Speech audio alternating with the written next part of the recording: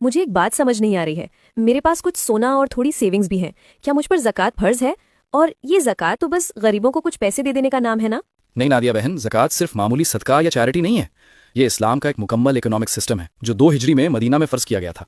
ज़कात को मामूली समझना बहुत बड़ी गलती है। अगर ये फ़र्ज हो जाए और इंसान अदा ना करे तो इसकी बहुत सख्त पकड़ है। मैं तुम्हें तफसील से समझाता हूँ कि ये किस पर फ़र्ज है, कितना निकालना है और किसे देना है। नादिया, सबसे पहले ये समझो कि निसाब क्या है। अगर आपके पास 85 ग्राम सोना या 595 ग्राम चांदी है या इसके बराबर नकद रकम यानी कैश, सेविंग्स, बिजनेस का सामान या इन्वेस्टमेंट्स मौजूद हैं और उस दौलत पर एक पूरा चांद का साल गुजर चुका है, तो उस पूरी दौलत का 2.5% यानी 2.5% ज़कात निकालना फ़र्ज है। अल्लाह ताला ने सूरह अत-तौबा की आयत नंबर 103 में फरमाया है कि उनके मालों में से सदका लीजिए जिसके जरिए आप उन्हें पाक करें और उनके मालों में बरकत दें। ये माल को कम नहीं करता बल्कि बढ़ाता है। ज़कात किसे दी जा सकती है? सूरह अत-तौबा की आयत नंबर 60 में अल्लाह ने 8 हकदार बताए हैं। पहला, फ़कीर जिनके पास कुछ ना हो।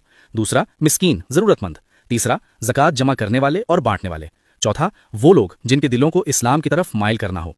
पांचवा, गुलामों या कैदियों को आज़ाद कराने में। छठा, वो लोग जो कर्ज के बोझ तले दबे हों। सातवां, अल्लाह के रास्ते में। आठवां, वो मुसाफिर जो सफ़र में फंस गए हों और उनके पास पैसे ना हों।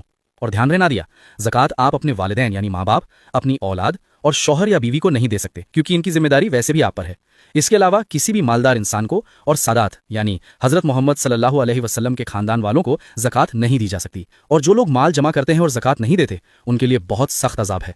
सही बुखारी की हदीस है, हज़रत मोहम्मद सल्लल्लाहु अलैहि वसल्लम ने फरमाया, अल्लाह जिसे माल दे और वो उसकी ज़कात अदा ना करे तो क़यामत के दिन वो माल एक जहरीले गंजे सांप की शक्ल इख्तियार कर लेगा और उसके गले का तोक बन जाएगा और वो सांप उसे डसेगा और कहेगा, मैं तेरा माल हूँ, मैं तेरा खजाना हूँ।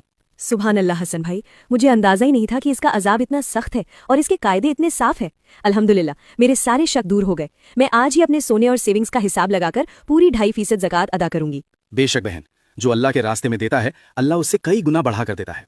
दोस्तों, ज़कात के सही हकदारों तक पहुंचना कभी कभी मुश्किल होता है, खास तौर पर वो सफेदपोश लोग जो अपनी इज्जत की वजह से किसी के आगे हाथ नहीं फैला सकते। इसी मकसद को पूरा करने के लिए हम HN खिदमत फाउंडेशन चलाते हैं। अल्हम्दुलिल्लाह, इस रमजान आप सबकी मदद से हमने बहुत से ऐसे ही जरूरतमंदों, लाचारों, कर्जदारों और मुसाफिरों तक मदद पहुंचाई है और उनकी ढेरों दुआएं समेटी हैं। या अल्लाह, जिन लोगों ने भी अपने माल से मदद की है उन्हें दुनिया और आखिरत दोनों में बेहिसाब तरक्की दे और उनकी हर मुसीबत को दूर फरमा, आमीन।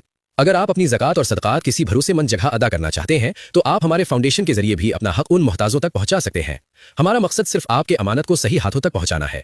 स्क्रीन पर जो QR कोड आ रहा है इसका स्क्रीनशॉट लेकर किसी भी पेमेंट ऐप में स्कैन फ्रॉम गैलरी करें और अपना हिस्सा जरूर डालें। जज़ाकल्लाह खैर। अगर आप चाहते हैं कि अल्लाह हमारे रिस्क में हलाल बरकत दे और हमें ज़कात अदा करने की तौफीक अता फरमाए तो कमेंट में आमीन ज़रूर लिखें।